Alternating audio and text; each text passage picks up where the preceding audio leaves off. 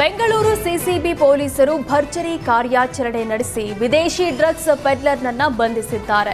ಇಬ್ರಾಹಿಂ ಎಂಬಾತನನ್ನ ಬಂಧಿಸಿ 11 ಕೋಟಿ ಮೌಲ್ಯದ 5 ಕೆಜಿ ಎಂಡಿಎಂಎ ಮಾದಕ ವಸ್ತು ಜಪ್ತಿ ಮಾಡಿದ್ದಾರೆ. ಆರೋಪಿ ಈ ಹಿಂದೆ ಮಾರತ್ತಳ್ಳಿ, ದೆಹಲಿ, ಅರುಣಾಚಲ ಪ್ರದೇಶದಲ್ಲಿ ಡ್ರಗ್ಸ್ ಮಾರಾಟ ಕೇಸ್ನಲ್ಲಿ ಬಂಧಿತನಾಗಿದ್ದ. ಇತ್ತೀಚೆಗೆ ಜೈಲಿನಿಂದ ಬಂದು ಮತ್ತೆ ಡ್ರಗ್ಸ್ ಮಾರಾಟಕ್ಕೆ ಇಳಿದಿದ್ದ.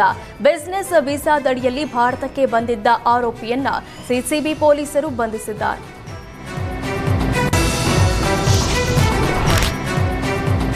ಹೆಬ್ಬಗೋಡಿ ಪೊಲೀಸರು ಭರ್ಜರಿ ಕಾರ್ಯಾಚರಣೆ ನಡೆಸಿ ಹಲವು ರೀತಿಯ ಮಾದಕ ವಸ್ತು ಮಾರಾಟ ಮಾಡ್ತಾ ಇದ್ದ ವಿದೇಶಿ ಪ್ರಜೆಯನ್ನ ಬಂಧಿಸಿದ್ದಾರೆ. ಸೆನೆಗಲ್ ವೊಕೋಲಿಯನ್ನ ಬಂಧಿಸಿದ್ದಾರೆ. ಬಂಧಿತನಿಂದ 29 LSD ಮಾತ್ರೆಗಳು, 546 ಗ್ರಾಂ MDMA, 152 ಗ್ರಾಂ ಹೈಡ್ರೋ ಗಾಂಜಾ, 131 ಗ್ರಾಂ ಕೋಕೇನ್ ಅನ್ನು ವಶಕ್ಕೆ ಪಡೆದಿದ್ದಾರೆ. ಒಮ್ಮೆ ಆರೋಪಿಯನ್ನ ಪೊಲೀಸರು ಗಡಿಪಾರು ಮಾಡಿದ್ರು. ಆದ್ರೆ ಮತ್ತೆ ಮತ್ತೊಂದು ಹೆಸರಿನಲ್ಲಿ ದಾಖಲಾತಿ ಮಾಡಿಸಿಕೊಂಡು ಬೆಂಗಳೂರಿಗೆ ಬಂದಿದ್ದ. ಸದ್ಯ ಆರೋಪಿ ದಾಖಲಾತಿ ಹೇಗೆ ಮಾಡಿಸಿಕೊಂಡ ಅನ್ನೋದ್ರ ಬಗ್ಗೆ ಪೊಲೀಸರು ತನಿಖೆ ಮುಂದುವರೆಸಿದ್ದಾರೆ.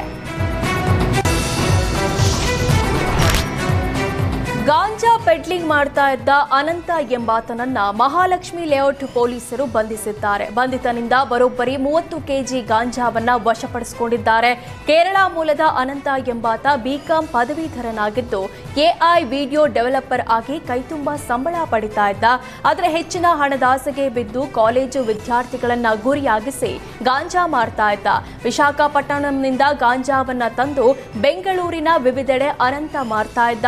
ಖಚಿತ ಮಾಹಿತಿ ಮೇರೆಗೆ ದಾಳಿ ನಡೆಸಿದ ಮಹಾಲಕ್ಷ್ಮಿ ಲೇಔಟ್ ಪೊಲೀಸರು ಆರೋಪಿಯನ್ನ ಬಂಧಿಸಿ ಆತನಿಂದ ಭಾರೀ ಪ್ರಮಾಣದ ಗಾಂಜಾವನ್ನ ವಶಪಡಿಸಿಕೊಂಡಿದ್ದಾರೆ.